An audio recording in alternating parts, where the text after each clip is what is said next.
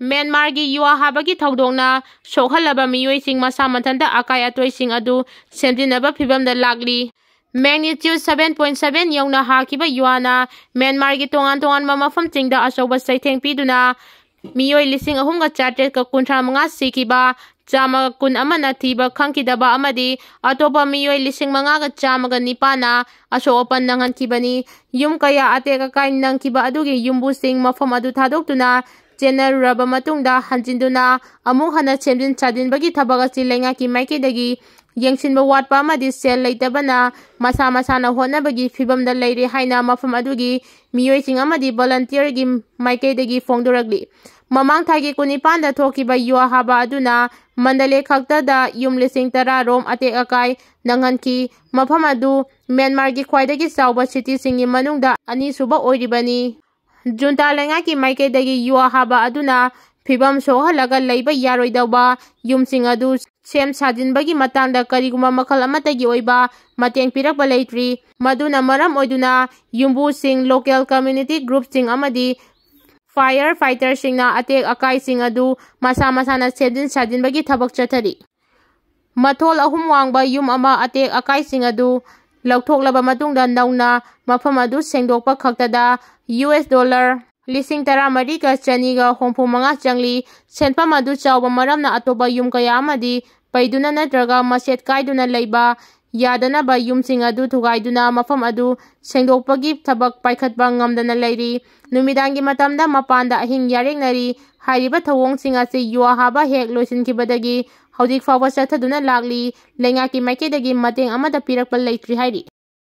Pahalgam terror attack ki matungda oiragliba phibam asigi matangda US na India amasung Pakistan bu Phathanaba haikre United Nations gi wangangloi Stephen Dugadimna US ki Secretary General Antonio Guterres na handakta Jammu and Kashmir gi Pahalgam attack adugi matung oiragliba phibam asi muna yengsinbaga loinana section thawrang oina India amasung Pakistan da Phathanaba fongdokre UN gi maikedagi Jammu and Kashmir da chathariba attack adubu khwaidagi wangba mawongda condemn tawragli haujik leiragliba khongthang asida Pakistan amasung India na makhataba ungkhanabagi fibam leitanaba animangna yanaba mawongda ingtapna wadi sanabagi abamba du fongdoragli ngarang pangthokiba pawgi mifam amada misam kayama sikiba thawdok adubu lumna lawbaga loinana nakal animaki makedagi ahenba khongthang lawkhatanaba appeal tawki misangi mayokta chathaba terrorism gi attack khudingmapu UN na yaba ngamloi loinana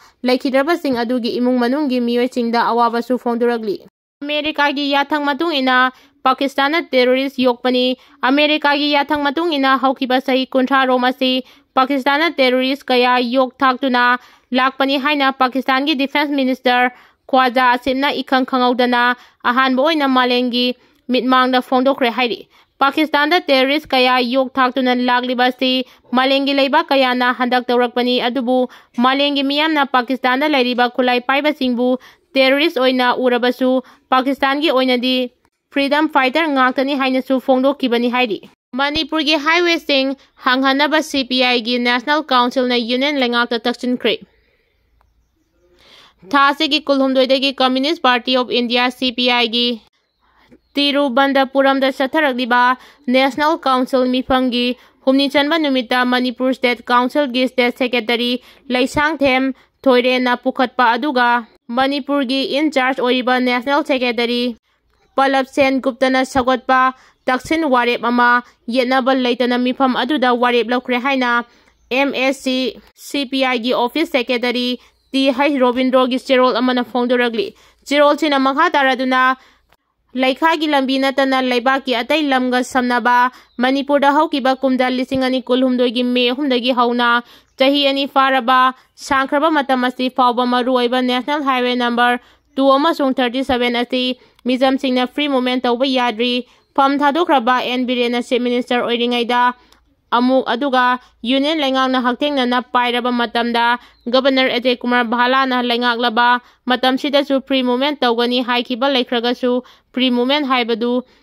ꯃꯣꯟꯗ꯭ꯔꯪꯒꯤ order ꯑꯣꯏꯔꯝꯂꯦ ꯂꯝꯕꯤꯁꯤꯡꯗꯁꯨ ꯆꯠꯂꯨꯕ ꯇꯝꯄꯥꯛꯀꯤ ꯃꯤꯆꯝ ꯀꯌꯥ ꯐꯥꯖꯤꯟꯈ꯭ꯔꯒ ꯍꯥꯠꯈꯤꯕ ꯃꯁꯤꯡ ꯌꯥꯝꯁꯤꯜꯂꯛꯂꯦ ꯉꯁꯤ ꯐꯥꯎꯕ ꯃꯔꯤ ꯃꯈꯣꯡ ꯈꯪꯗꯅ ꯂꯩꯔꯤ ꯀꯥꯡꯄꯣꯛꯄꯤ ꯃꯄꯥꯗ ꯗꯤꯃꯥꯄꯨꯔꯗꯒꯤ ꯔꯦꯄꯤꯗ ꯑꯦꯛꯁꯟ ꯐꯣꯔꯁꯀꯤ ꯁꯦꯀ꯭ꯌꯨꯔꯤꯇꯤꯁꯤꯡ ꯄꯨꯗꯨꯅ ꯂꯥꯛꯄ ꯕꯁ ꯑꯃꯕꯨ ꯁꯦꯀ꯭ꯌꯨꯔꯤꯇꯤꯁꯤꯡꯕꯨ ꯀꯨꯝꯊꯍꯜꯂꯒ ꯇꯝꯄꯥꯛ ꯂꯝꯒꯤ ꯕꯁꯅꯤ ꯍꯥꯏꯕꯗꯒꯤ ꯃꯩ ꯊꯥꯗꯣꯛꯈꯤꯕ ꯂꯩꯈ꯭ꯔꯕꯅꯤ ꯏꯟꯗꯤꯌꯥꯒꯤ ꯄꯨꯋꯥꯔꯤꯗ ꯑꯉꯛꯄ ꯑꯣꯏꯔꯒꯗꯕ ꯊꯧꯗꯣꯛ ꯑꯃꯅ ꯁꯨꯄ꯭ꯔꯤꯝ ꯀꯣꯔꯠꯀꯤ ꯖꯁꯇꯤꯁ ꯑꯃꯕꯨ ꯇꯝꯄꯥꯛ ꯂꯝꯒꯤ ꯃꯤꯁꯛꯅꯤ ꯍꯥꯏꯗꯨꯅ ꯀꯣꯔꯠ ꯑꯁꯤꯅ ꯑꯋꯥꯕ ꯇꯥꯔꯕ ꯃꯤꯌꯥꯝꯕꯨ ꯃꯇꯦꯡ ꯄꯥꯡꯕ ꯂꯥꯛꯄꯁꯤꯡꯒꯤ ꯃꯔꯛꯇꯒꯤ ꯀꯨꯀꯤ ꯃꯤꯂꯤꯇꯦꯟꯁꯤꯡꯅ ꯆꯨꯔꯆꯥꯟꯄꯨꯔ ꯗꯥꯎꯟꯗ ꯆꯪꯍꯟꯈꯤꯗꯕꯁꯤꯅꯤ ꯆꯨꯔꯆꯥꯟꯄꯨꯔ ꯐꯥꯎꯗꯨꯅ ꯆꯠꯂꯤꯕ ꯂꯝꯕꯤ ꯑꯁꯤꯁꯨ ꯉꯁꯤꯗꯤ ꯑꯍꯨꯝꯁꯨꯕ ꯅꯦꯁꯅꯦꯜ ꯍꯥꯏꯋꯦ ꯑꯣꯏꯔꯛꯂꯤꯕꯅꯤ ꯂꯝꯕꯤꯁꯤꯗ ꯁꯨꯄ꯭ꯔꯤꯝ ꯀꯣꯔꯠꯀꯤ ꯖꯁꯇꯤꯁ ꯐꯥꯎꯕ ꯆꯠꯍꯟꯕ ꯉꯝꯗꯕ ꯍꯥꯏꯕꯁꯤ ꯌꯨꯅꯤꯌꯟ ꯂꯩꯉꯥꯛꯀꯤ ꯑꯁꯣꯏꯕꯅꯤ ꯃꯥꯂꯦꯝꯗ ꯏꯟꯗꯤꯌꯥ ꯑꯁꯤ ꯄꯥꯋꯔ ꯌꯥꯝꯅ ꯂꯩꯕ ꯂꯩꯕꯥꯛꯅꯤ ꯍꯥꯏꯅ ꯆꯥꯎꯊꯣꯛꯆꯔꯕꯁꯨ ꯉꯁꯤ ꯃꯅꯤꯄꯨꯔꯒꯤ ꯂꯩꯃꯥꯏꯗꯗꯤ ꯂꯣ ꯆꯠꯅꯍꯟꯕ ꯉꯝꯗ꯭ꯔꯦ ꯂꯣ ꯄꯥꯏꯔꯤꯕ ꯁꯨꯄ꯭ꯔꯤꯝ ꯀꯣꯔꯠꯀꯤ ꯖꯁꯇꯤꯁ ꯐꯥꯎꯕ ꯃꯈꯨꯠ ꯇꯠꯄ ꯍꯥꯏꯕꯗꯨ ꯑꯣꯏꯈ꯭ꯔꯦ ꯖꯝꯃꯨ ꯑꯦꯟड ꯀꯥश्ꯃꯤꯔꯒꯤ ꯍꯟꯗꯛꯀꯤ ꯇꯦꯔꯔ ꯑꯦꯇꯦꯛ ꯑꯁꯤꯗꯗꯤ ꯏꯟꯗꯤꯌꯥ ꯂꯩꯉꯥꯛꯀꯤ ꯄꯥꯋꯔ ꯈꯔ ꯎꯠꯊꯣꯛꯄꯒꯨꯝ ꯇꯧꯔꯤ ꯄꯥꯀꯤꯁꯇꯥꯟꯗ ꯆꯦꯟꯊꯈꯤꯕ